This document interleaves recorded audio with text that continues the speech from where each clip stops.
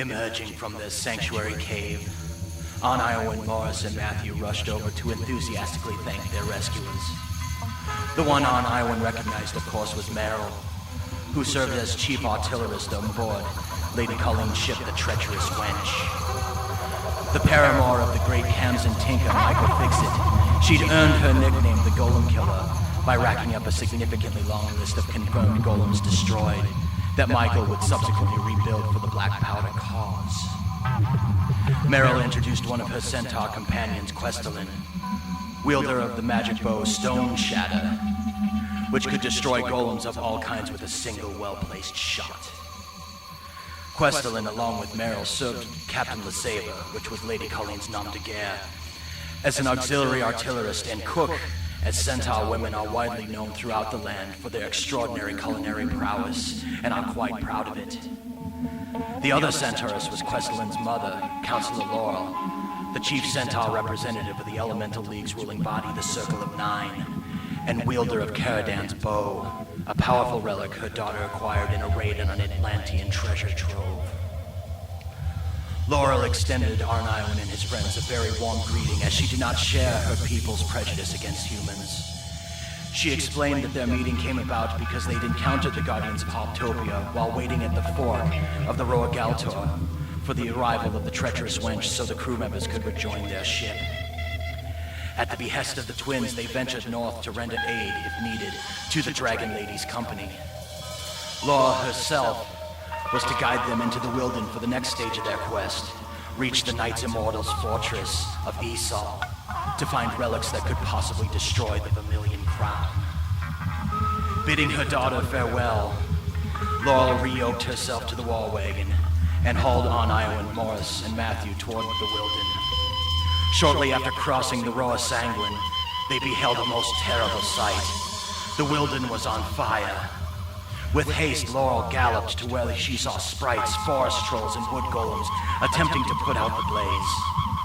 As the Watchman and his company did their part in the fire brigade, they saw off in the distance a lone rider approaching. Judging by the armor the rider wore, it was an elven lady cavalier of the Knights Immortals' free armies. Elegant, confident, beautiful, and absolutely deadly in combat. The shield she carried confirmed her identity, as it was Stormwall, the heirloom of the matron of the most noble house of Stormbringer. The title bestowed upon her at the death of the patron, her brother Espen, father of the twins. The matron bore a battlefield sobriquet, the Savior, as she and her division always seemed to arrive just in time to turn the tide of battle. This was Lady Cormelian Stormbringer, and oh, how she loathed the Watchmen in the North.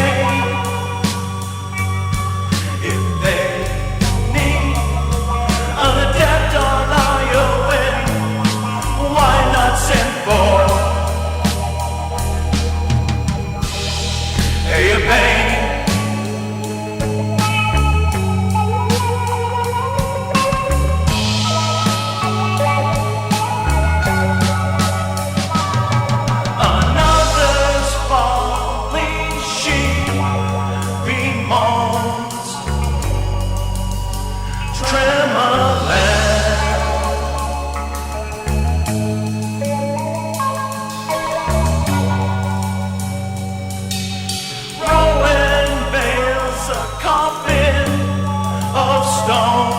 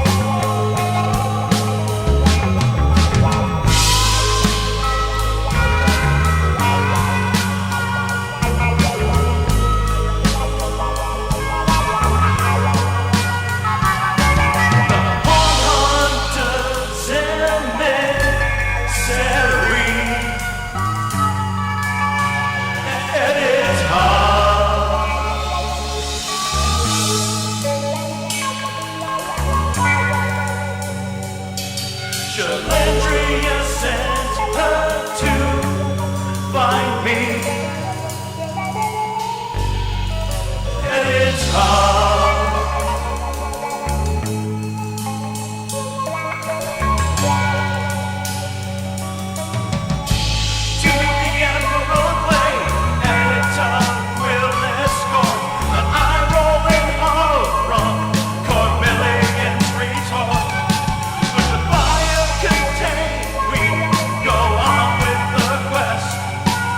Cormelian so best.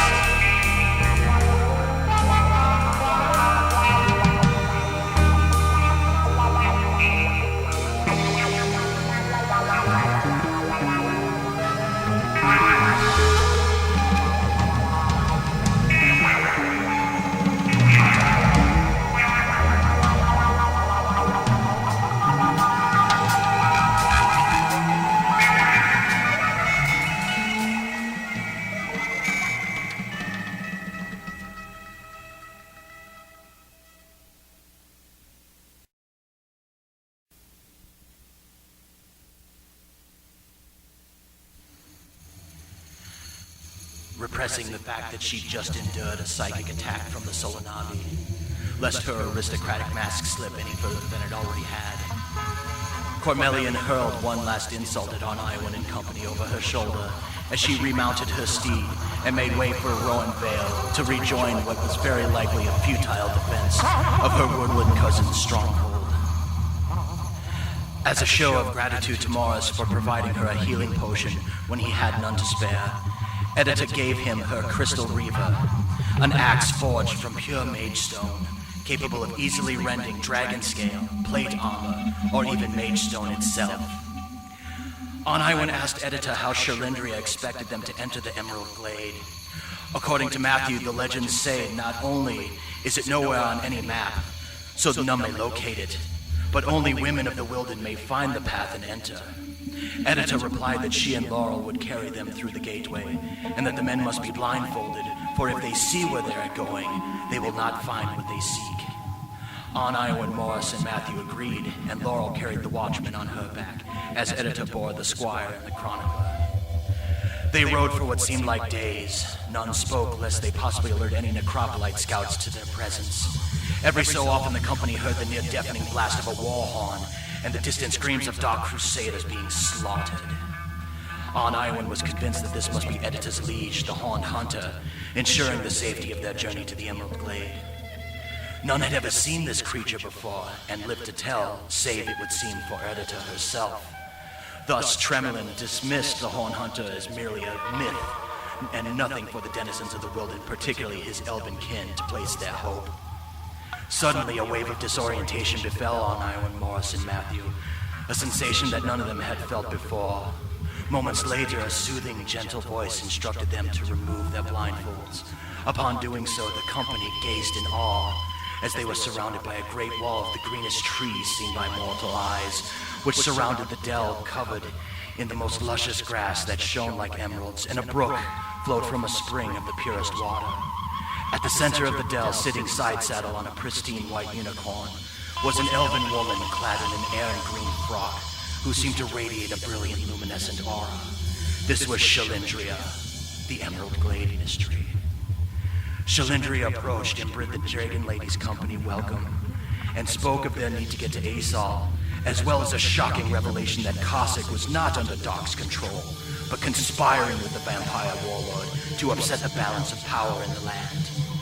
She then took notice of Arn-Iowan's walking staff, and remarked that she knew well the brave wood golem who willingly sacrificed an arm for the staff to be crafted. As it was nearing dawn and Arn-Iowan and company would be needing sleep, Shelindriya mysteriously regaled her visitors with a legend from outside her realm, that of the seafaring Xandresans. Regardless, her serene timbre made the sharing of the tale akin to a bedtime story, as told by a loving parent, heartbreaking though it was.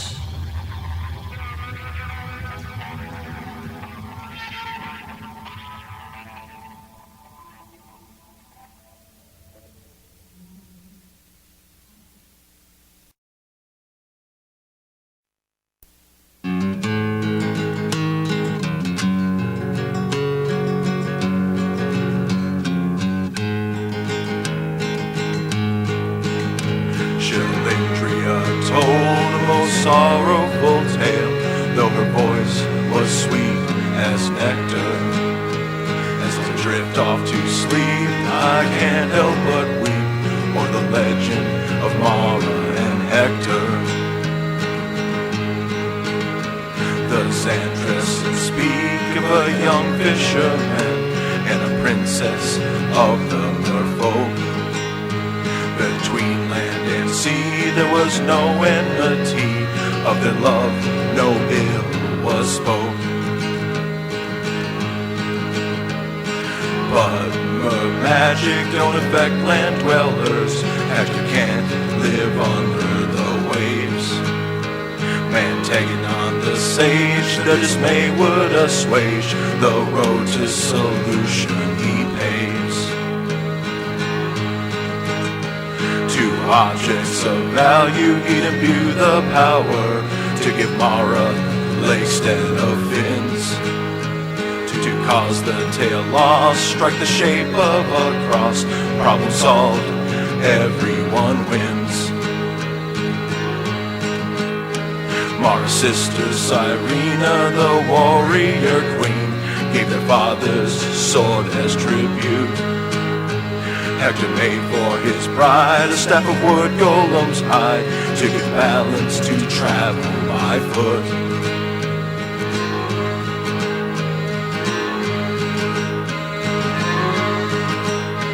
The enchantment worked and the couple were wed, 2 daughters and peace they enjoyed. In a few short years it reached the emperor's ears, new magic he would exploit. Mara and Hector would not comply with decrees putting merfolk in danger. With a tear in his eye, he kissed his dear wife goodbye. Back to a mermaid they did change her. With great haste, Mara swam for home to warn her people of peril. Hector set out to sea, with his girls he would flee, and the objects sealed in a barrel. Precarious the waves of a furious storm in the Draconian strait. Hector's boat the sea tossed, in due time was lost, all aboard, unknown is their fate. As for the merfolk, they fared no better, the emperor made good on his threat. A scant number survived, Joel left few alive, the great kingdom a mere silhouette.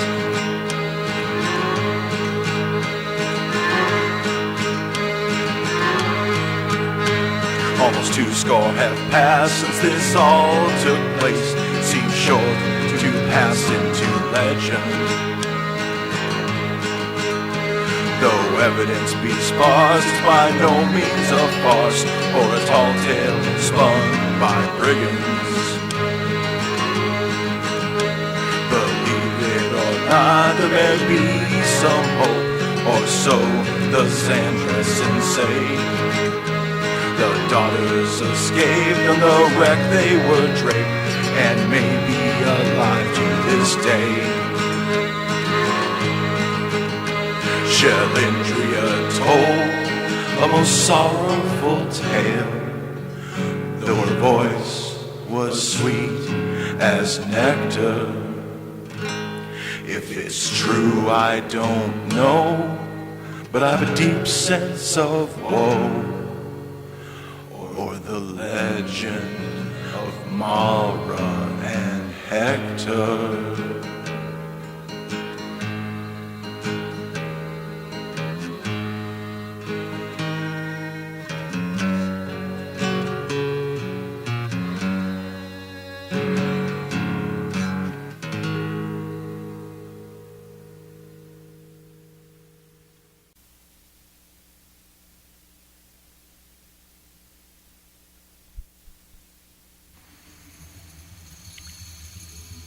The day passed, and dusk would arrive again in mere hours. Time for Arn-Iowan, Morris, and Matthew to resume their quest.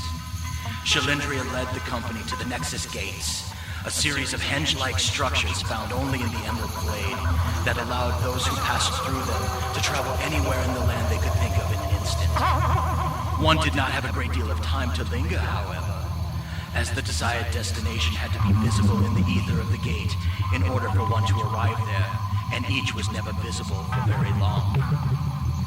As a parting gift to her brave adventurers, Shelindriya imbued Morris and Matthew's helmets and Arn-Iowan's cloak with an invisibility enchantment.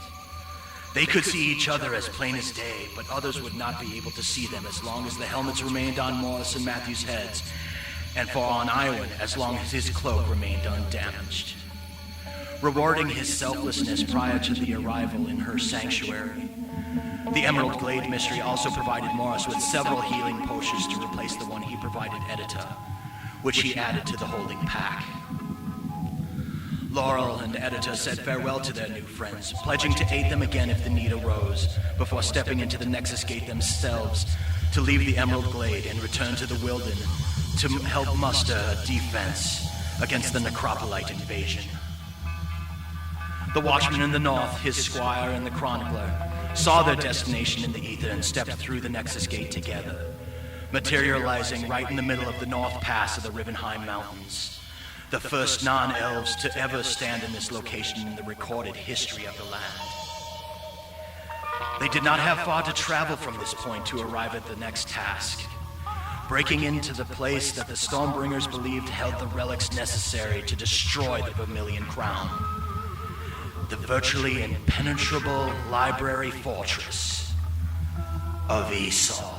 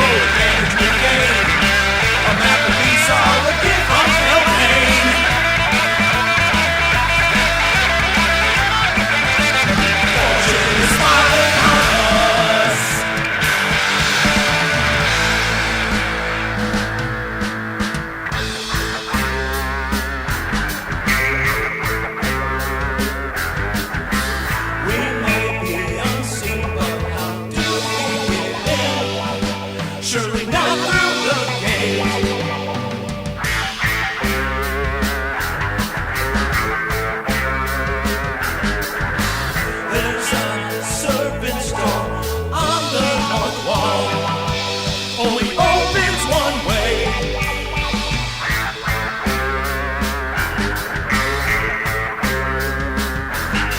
Mars sneaks a ride on a passing supply car. He's inside, soon soar Matthew and me.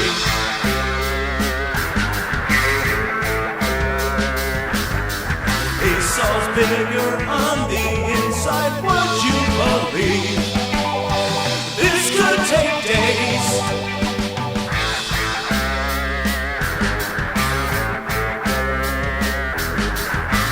Shelf after shelf of ancient tomes, this a labyrinth or maze.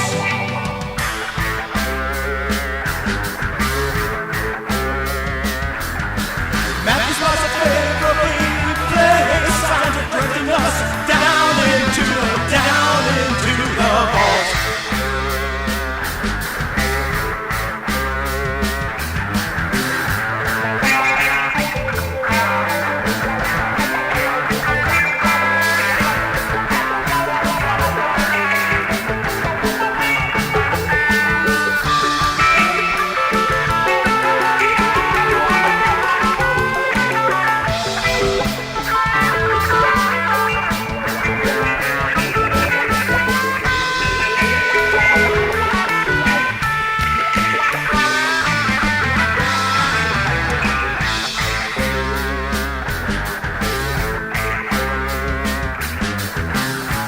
Crystal Reaper cuts a hunk of H-stone.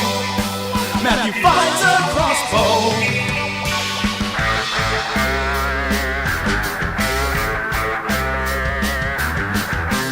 A magic stick horse and coconuts make a mounted duo.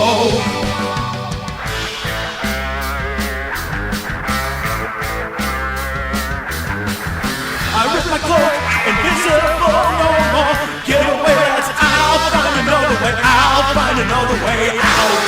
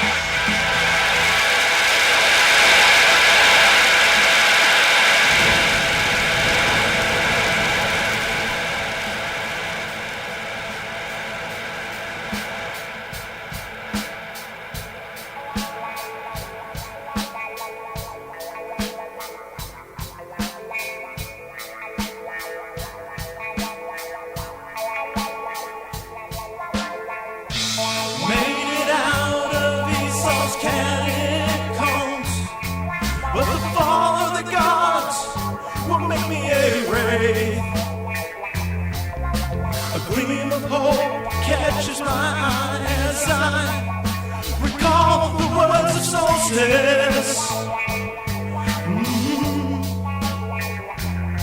Now out of time, I take a leap of faith.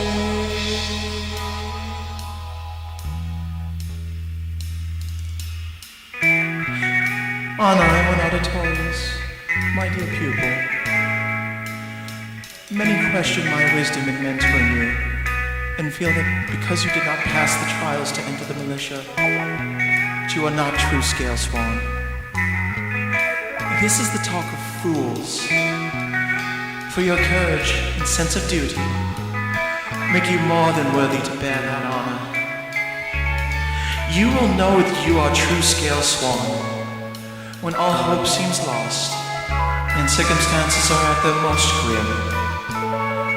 For the ministers of grace will see to it that another scale swan will not let their brother or sister fall.